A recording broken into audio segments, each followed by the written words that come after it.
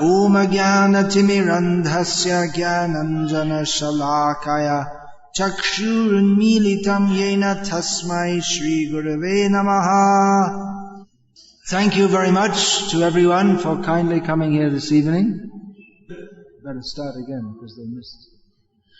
Now we may just say that as a formality, thank you, but I'm not saying it as a formality. It is very pleasing that even today people are interested to come to hear about God. There is so much propaganda, especially there has been in Tamil Nadu, that there is no God. And in some ways we can understand why people are skeptical about religion.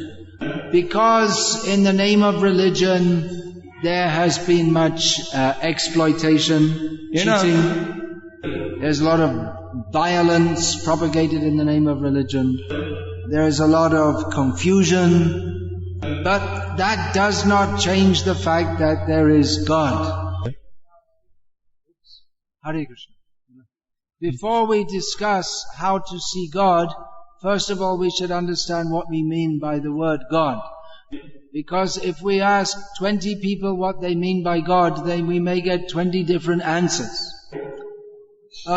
If we are to understand who is God, what is the nature of God, then we will have to go to the authorized source. Just like to give a mundane example, if we are to understand what is Einsteinium, one of the elements in the periodic table, we will have to go to an authorized source. If I ask all of you what is Einsteinium, you couldn't say. If you wanted to find out, although there's no particular reason for you to find out, if you wanted to find out, you'd have to go to an authorized source. You would have to go to a chemistry professor who would give you the information according to the authorized books of chemistry. Other people might give their opinions, but what is accepted by all chemists and what is taught by all chemists, that should be accepted as authoritative. So similarly, to understand the subject matter of God, we have to go to the authorized source. That is called Veda Pramana. Veda means knowledge and Pramana means knowledge. Now we may say, well, there are different scriptures in different parts of the world, but actually if we study the Vedic knowledge, we will find that the knowledge of God is far more complete in the Vedic knowledge. The subject of God is a vast subject. It is summarized in Bhagavad Gita and described elaborately in Srimad Bhagavatam. These are the authorized Vedic sources. There is one verse which summarizes it all. It begins with the words Ishvara Parama, the Supreme Controller. So the verse goes, Ishvara Parama Krishna Satchidananda Vigraha Adir Govinda Sarva Karana Karanam. The Supreme Controller is Krishna. Now many people think that God is some light, has no form, niraka like this. But here we understand Satchit Ananda Vigraha. He also is a person with a specific form. The Supreme is a person. If he were not a person, there would be no meaning to praying to him and asking for his mercy. But his form is Satchidananda, not like our body. The body that we have is given by material nature. Like everything in this material world, it is agama, apayana, anitya. It comes, it goes, it is not eternal. But Krishna's transcendental form is eternal. We go through many, many, many lives. How many bodies have we been through? We cannot count. But Krishna is eternally existent as he is. So that Satchidananda Vigraha, that form, that transcendental form, eternal form of bliss and knowledge is described with many names. Shama Sundara means he is blackish and very beautiful. Tribhanga means his form is bent in 3 places. He stands in a 3-fold bending form, very attractive. Muralidha means that he is holding the flute to his lips. Pitamba means he is dressed in yellow clothing. These names describe the beautiful transcendental form of Krishna. And there are many other names also which describe his qualities and his activities. Names like Govinda, which means the giver of pleasure to the land, that means the earth and the senses. Gopal means he is the protector of the cows. Keshav, that again refers to his form with a beautiful hair. It also means that he is the Lord even of Brahma and Shiva. So this is the definition of God, means Krishna. Krishna, the name Krishna means all attractive. So this verse continues. Ishvara Parama Krishna Satchidananda Vigraha Anadir Adir Govinda Sarva Karana Karanam. He has no beginning. He is the origin of everything. He is Govinda. He is the cause of all causes. So like this, there are many descriptions of the Supreme Person in the Vedic literature. Now the atheists will say, well, we don't believe in any God. We didn't see any God. We looked in our microscopes and we couldn't see any God. We looked in our telescopes and we didn't see any God. We made all kinds of mathematical calculations and it all came out to X or Y or Z. It didn't come out to X squared by 3bc divided by the cosine of 2x equals Krishna. It never came out like that. So they presume that we didn't see God, therefore there's no God. This is a very foolish argument. It's actually stupendously foolish, especially considering that many people who superficially seem to be very intelligent subscribe to such a theory. Now, according to modern science, and actually according to ancient Vedic science also, atoms are everywhere. So do you all believe that? Yeah, everyone accepts. Atoms are everywhere. Has anyone ever seen an atom? Well, in one sense, all the time we're seeing atoms, but we don't recognize, we can't point out, oh, there's an atom. But how can we know that there are atoms? We can just say, yeah, there are atoms, but how can we understand that? We have to take scientific training to understand how there are atoms everywhere. Atoms form into molecules by trading electrons, and then they form into solids and liquids and gases. So in this way, by studying, then we become aware that there are atoms everywhere and how they are interacting. So if there's some explosion, then the trained chemist can give the chemical formula, what happened. So everyone sees atoms all the time, but someone who is trained in knowledge of atoms, they can appreciate, they can understand how atoms are existing everywhere. So to say that, well, we don't see God, therefore there's no God, it's like saying, well, we don't see atoms, therefore there are no atoms. If we take the training, we can understand how God is everywhere. But this training does not rest simply on some academic system of education. This training requires that we have to take knowledge from Veda, and it also requires purification of consciousness, Atma Shuddhi, Chitta Shuddhi. Because if we are from the outset inimical to the very idea that there can be God, then we can never understand. Just like if a child goes to the chemistry class and the teacher says, today we're going to teach you about atoms. And the child says, what atoms? What are you talking about? What nonsense? This is all nonsense. There are no atoms. The teacher says, yes, there are atoms. The teacher will say, well, you take training and I'll teach you how you can understand, how you can see the atoms. But if the child refuses and says, no, you're just bluffing, show me right now the atoms. How can the teacher teach such a student?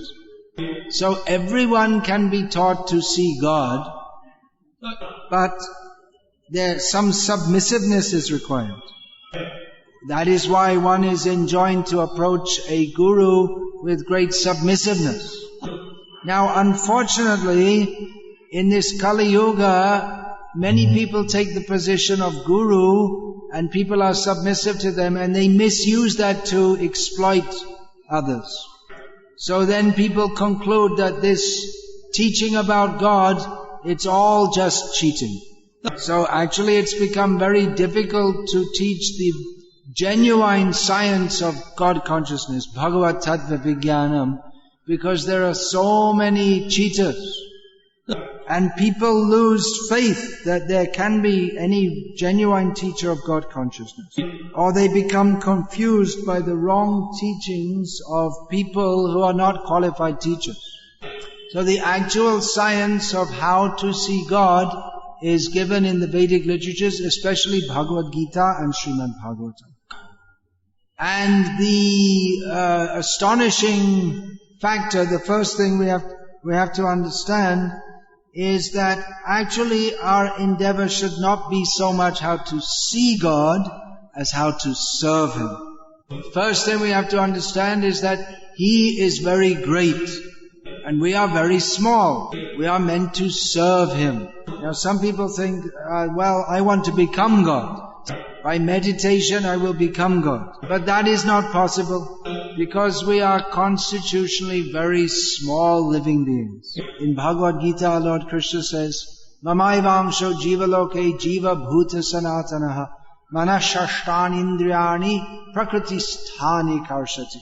He says that all the jivas, they are parts of me, very small parts of me. But we are struggling in the material situation because we are trying to enjoy the mind and the senses. So this is a very great misunderstanding to think that we can become God, or that we can become one with God, or that we are already God.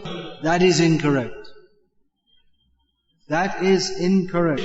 He is supreme and we are eternally subordinate. Now generally when people hear this, they don't like it. Because in this world, everyone wants to be on top of others. But the actual fact is that we are subordinate to the Supreme Lord, Krishna. We are dependent, we are not independent. So we should admit our dependence upon Him. That is the first step in seeing God. We can see Him when He wants to show Himself to us. We cannot demand to see Him. But if we are submissive to Him, then He'll be inclined to show Himself to us. That means to accept our position as His eternal servant. Now generally in this world, no one wants to be a servant. Everyone wants to be the boss, not the servant. But the fact is that we are the servants of Krishna. But that is not a degrading situation. That is a very pleasing situation, because Krishna is very kind and very sweet. To be the servant of Krishna doesn't mean to be crushed. It means to be perfectly happy in serving, loving service to Krishna. In this world, people, please, if you need seats, you can just take from here. There are extra seats at the back. All right. You can see to that. Srinivas, if you can just see, if new people come, you can help them to get the seat. Yeah. In this material world, people serve others for money or out of fear. That's all. Or maybe out of a sense of duty, the son serves the father. But service to Krishna is a spiritual service simply out of love. Krishna does not need our service, but He becomes pleased if we try to serve Him. If we serve Krishna, He becomes happy, we become happy. Krishna says in Bhagavad Gita, Patrang pushpang phalang toyang yome bhaktya prayachati tadahang bhaktyupahritam ashnami prayatatmana. You can get the truth. Krishna is the proprietor of millions of universes. He doesn't need from us any leaf, flower, fruit or water. He creates what to speak of a little leaf, He creates huge forests. What to speak of a little water that we can offer to Krishna. Krishna makes all the oceans. But if we offer it's the expression of bhakti, the loving, that we want to offer something with love to Krishna. Krishna becomes very pleased. So by this attitude of loving service to Krishna, Krishna will be very pleased with us and He will be pleased to show Himself. So it's actually a very simple thing. If we develop our natural love for Krishna, which is the actual propensity of ourself, of the soul, then we will see Krishna. But it requires some initial faith. Just like to study chemistry, we have to have some initial faith that it's worth studying. And actually we should have faith in this. Because everything that is in the Bhagavad Gita, that makes complete sense. In Bhagavad Gita, Krishna, He describes this material world in 2 words. Dukhalayam ashashvatam. This material world is a place of misery and everything here is temporary. Now there are many philosophers in the world, both in India and in the Western countries and in China and so many places. And they're all trying to work out what is everything, how is everything going on, what is the meaning, is there any meaning? They have many complex theories. But in 2 words, Krishna describes the whole situation of the material world. Dukhalayam ashashvatam. This material world is miserable, everything here is temporary. But He also gives information of the spiritual world. Parastasmatu bhavanyo vyakto vyaktat sanatanaha yasa sarveshu bhuteshu nashyatsu navinashyati. He describes that beyond this material world, which is created and destroyed, everything comes into being, then it's destroyed. But there is a spiritual world where everything is permanent. In this material world, ultimately everything is destroyed. At the end of the time of this universe, the whole universe is destroyed. This is pralayam, that is the word. But this pralayam that is going on at every moment. Even as we are sitting here, tick, tick, tick, our lifespan is going away. So everything in this material world is subject to destruction. But there is a spiritual world beyond this material world. Just as this material world is dukhalayam, that spiritual world is anandamai, full of complete bliss. That must be. You see, we're all living beings. We all want to be happy. Is it not a fact? Everyone wants to be happy. Not only human beings, but all the animals, even the plants, they try to go toward the sunshine. So it is the nature of every living being to want to be happy. And in this material world, we get a little happiness. But it is not very satisfying. It's something like the happiness on a hot day, if you can come out of the sunshine and take a cool shower. This is some kind of happiness. The happiness in this world is mostly just some relief from distress, that's all. But we desire full, complete, unending happiness. But we can't get that in this material world. So when Krishna tells us that, yes, there is a place, there is the spiritual world, you can go there and be there happily, eternally, we should have faith in this. And the life and the character of the great devotees, that also attests to the reality of Krishna consciousness. We see there are so many great devotees, they're completely absorbed in love of Krishna. They write so many books, so many beautiful poems. They dedicate their life to giving Krishna to others. Here in this part of the world, Sripad Ramanujacharya has done the greatest contribution to human society. It is very sad that the young people are growing up today and they may not even have heard the name of Ramanujacharya. They know the names of film stars, but they don't know the names of the great acharyas. So how are people going to see God if there's not even any idea given of God or of His devotees? So this Krishna consciousness movement is dedicated to reviving the spiritual consciousness which is the inherent nature of every living being. Our spiritual master, Srila Prabhupada, he went all over the world just to tell people about their real spiritual relationship with Krishna. We just, following his order, we just want to share this knowledge with others. So the process to see God is by submissive service attitude. That is called Bhakti Yoga. And within Bhakti Yoga, there are various processes. The first two are very important. Shravanam Kirtanam, hearing about Krishna from authorized scriptures, especially Bhagavad Gita and Srimad Bhagavatam. And Kirtanam means to glorify Krishna.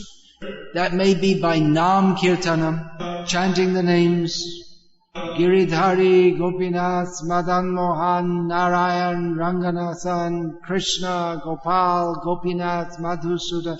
There are so many names of Krishna. Just hearing these names, someone who's got a little bhakti awakened in their heart, they will feel very happy just to hear these names. And especially recommended in Kali Yuga for chanting the holy names of Krishna is the Maha Mantra, Hare Krishna, Krishna Krishna, Hare Hare, Hare Rama, Rama Rama, Hare Hare. So if there are other processes, Shravanam, Kirtanam, Vishnu, Smaranam, remembering Krishna, Pada Sevanam, worshipping His lotus, serving His lotus feet, Archanam, same word, Vandanam, Dasyam, Sakyam, Atmanivedanam. So persons who undertake this process, immediately their vision changes. We can start to see Krishna everywhere and in everything. Without Krishna consciousness, we see everything in the world just in terms of how can I enjoy it.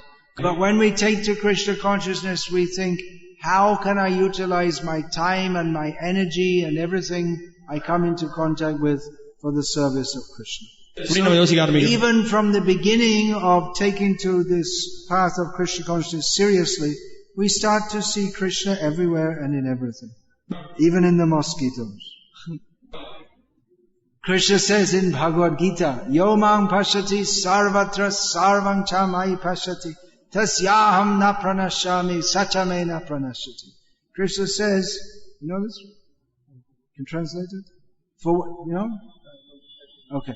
For one who sees me everywhere and in everything, I am never lost to him and he is never lost to me. So it's a very sweet relationship from the very beginning.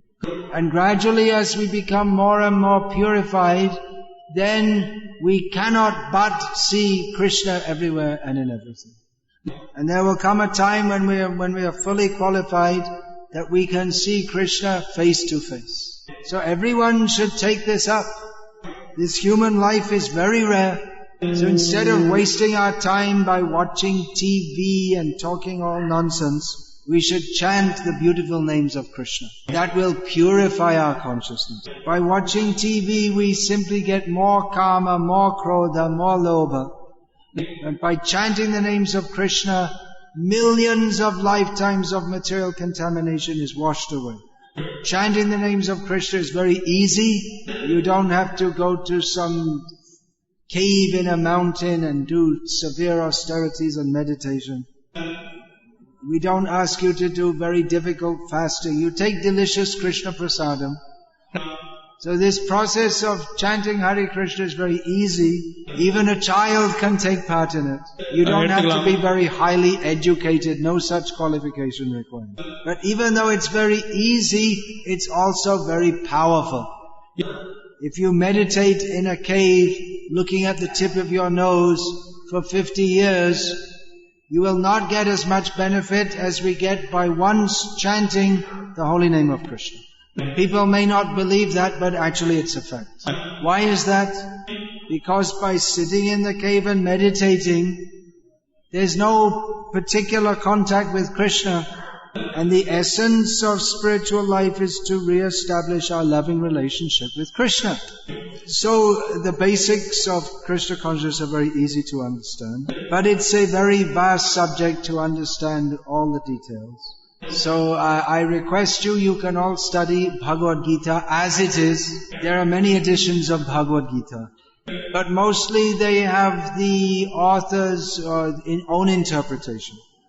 But we call it Bhagavad Gita as it is because it gives the same conclusion that Arjuna came to after hearing Krishna. After hearing Bhagavad Gita, Arjuna said to Krishna, Karishye vachanam tava, I will do as you order.